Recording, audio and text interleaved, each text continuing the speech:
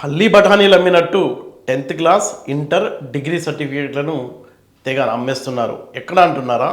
Narsingi city శివారు ప్రాంతంలో ఉన్న నార్సంగి పోలీస్ స్టేషన్ పరిధిలో నేక్నాంపురా అని ఒక ఏరియా ఉంది.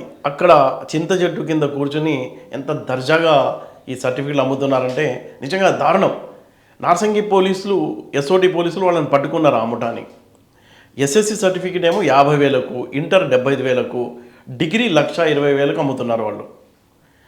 ఎస్ఆర్ఎం యూనివర్సిటీ అలాగే బెంగళూరు యూనివర్సిటీకి సంబంధించిన సర్టిఫికేట్లను నకిలీ సర్టిఫికేట్లు ఆ స్టాంపులు అవన్నీ వాళ్ళు స్వాధీనం చేసుకున్నారు. అవి తయారు చేసి అమ్ముతున్నారు. 5గురిని పోలీసులు అదుపులోకి తీసుకున్నారు. బేగ్ అనే అతను ఈ సర్టిఫికేట్లు తయారు చేస్తున్నాడు. అహ్మద్ అనే అతను బ్రోకర్గా ఉన్నాడు. వెంకట సాయి అలాగే రోహిత్, ప్రవీణ్ వీళ్ళు ముగ్గురు అక్కడ కొనటానికి వచ్చారు. ఈ 5గురిని ఎస్ఓటి పోలీసులు అరెస్ట్ చేసి విచారిస్తున్నారు.